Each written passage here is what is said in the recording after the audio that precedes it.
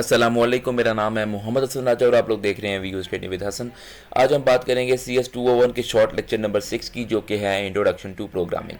First of all आज इस lecture में हम डिस्कस करने वाले हैं रेपिटेशन स्ट्रक्चर्स, लूप्स को। तो लूप्स कितनी टाइप के आपके पास होते हैं? लूप्स हैं आपके पास 3 टाइप्स के। कौन कौन सी टाइप्स हैं हम लूप्स की डिस्कस करेंगे। फर्स्ट ऑफ ऑल हम डिस्कस करेंगे उसकी टाइप वाइल को।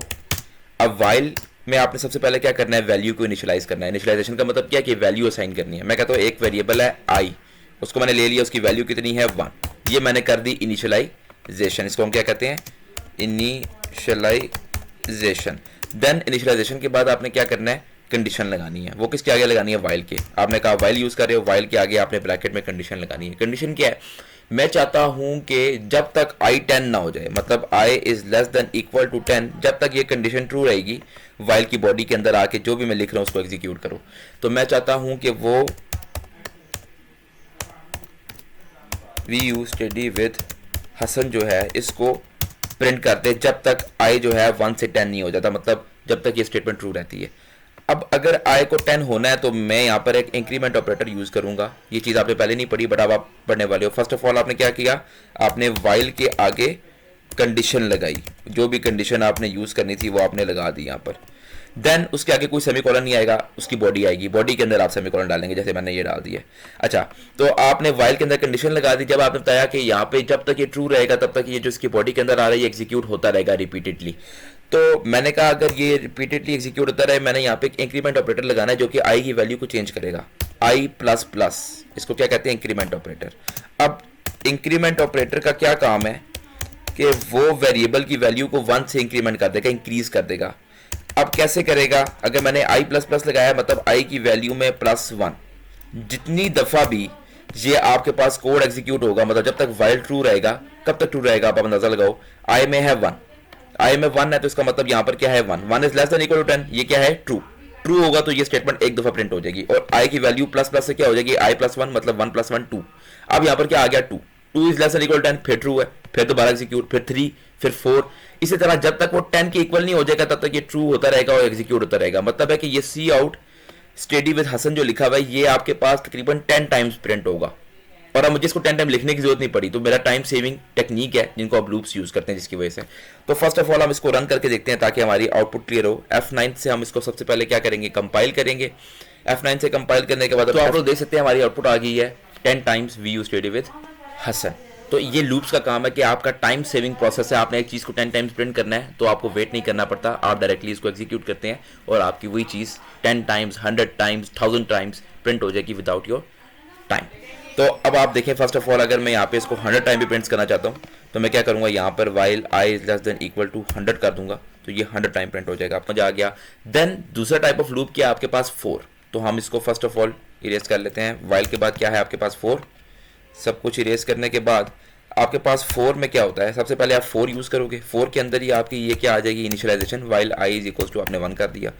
4 के अंदर ही इनिशियलाइजेशन के बाद आप क्या डालते हो, कंडीशन। कंडीशन क्या डाली थी, I is less than equal to 10। Initialization के बाद क्या आ जाएगी, कंडीशन। कंडीशन के बाद फिर सेमीकोलन, और सेमीकोलन के बाद आप क्या डालोगे, इंक्रीमेंट ऑपरेटर, वो क्या, आई प्लस प्लस। तो 4 में ये चीज़ है कि कन्वीनियंस है, आप तीनों चीज़ों को साथ लिख देते हो। देन आपने कहाँ आ जाना है, बॉडी में।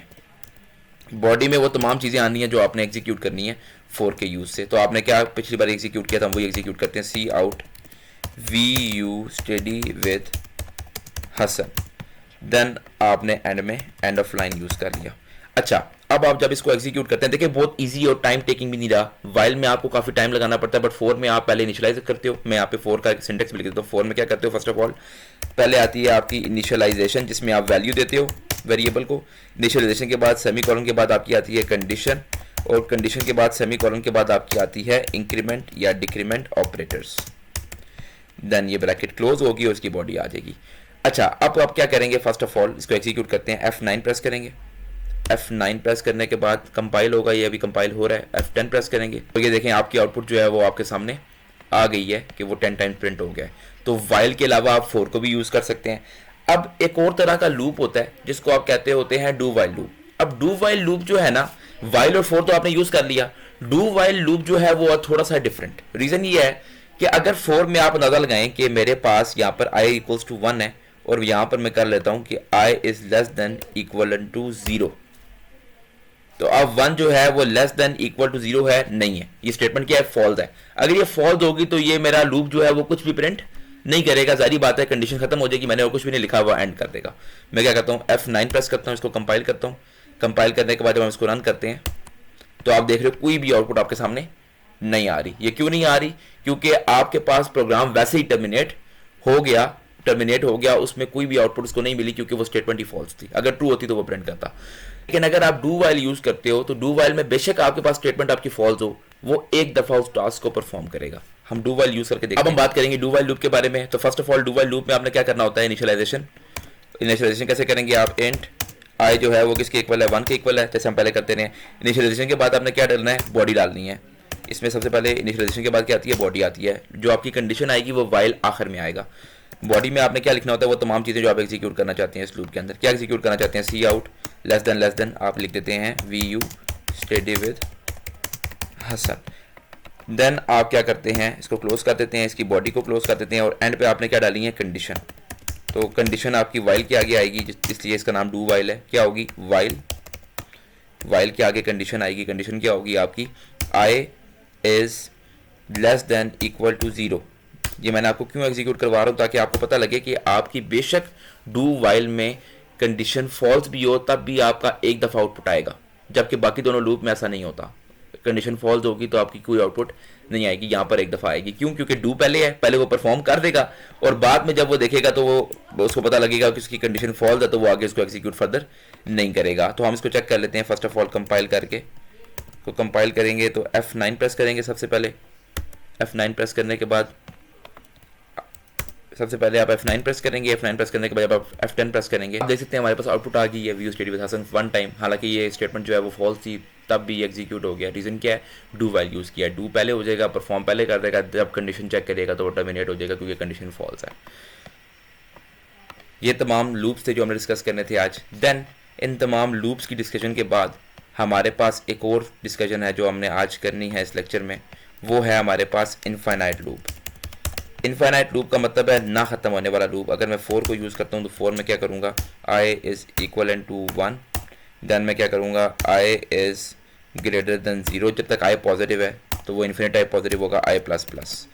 ये है इन्फिनिट लूप। इसमें आप जो भी चीज़ लिखोगे वो इन्फिनिट टाइम रिपीट होगी। सी आउट लेस देन मैं कर देता हूँ हाई, और हाई करने के बाद लेस देन हम हैंडल कर देते हैं इसको और क्लोज कर देते हैं। क्लोज करने के बाद जब आप इसको F9 प्रेस करके रन करेंगे, जब आपने F10 प्रेस किया तो ये as an infinite loop run कर रहा है। हाई जो है वो आपके पास कॉन्टिन्यूसली रिपीटेडली रिपीट होता जा रहा है, वो ख़त्म नहीं होगा। इसको कहते हैं हम इनफाइनाइट लूप। कोई भी चीज़ जब आपने इनफाइनाइट टाइम जो है वो उसको प्रिंट करना हो। तो आज के लेक्चर में हमने तीनों टाइप्स ऑफ लूप्स को डिस्कस किया, जिनमें कौन कौन से लूप्स हैं आपके पास, वाइल, डू वाइल और फोर। और उसके बाद हमने क्या किया, हमने इन्फिनिट लूप को डिस्कस किया, सैम्पल प्रोग्राम्स भी डिस्कस किए, जिसमें हमारे पास फोर, वाइल और डू वाइल को हमने डिस्कस किया है। मेनली अभी मैं नेक्स्ट वीडियो जो बनाऊंगा वो होगी लेक्चर 5 और लेक्चर 6 के ऑल टाइप ऑफ प्रोग्राम्स जो पेपर में अपीयर होते हैं, ताकि आप लोगों के कंसेप्ट्स भी क्लियर हो जाएं, लॉजिक्स भी क्लियर हो जाएं।